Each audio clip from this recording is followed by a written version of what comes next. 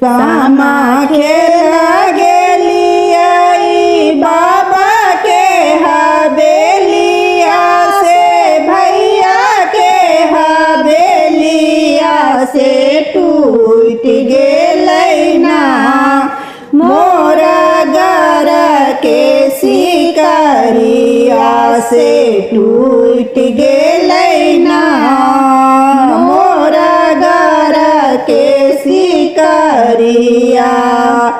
कान लगली खींच लगली बहिनों से,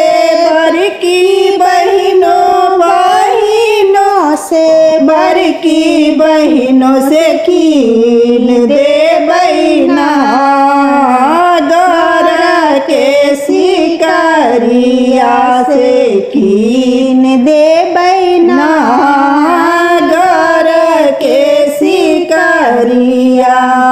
घोड़ा चढ़ला अब दिन भैया से, बड़का भैया घोड़ा चढ़ला अब दिन भैया से, बड़का भैया से कीन देबै ना से कीन देबै ना बहिनी घर के सिकरिया से कीन देबै ना।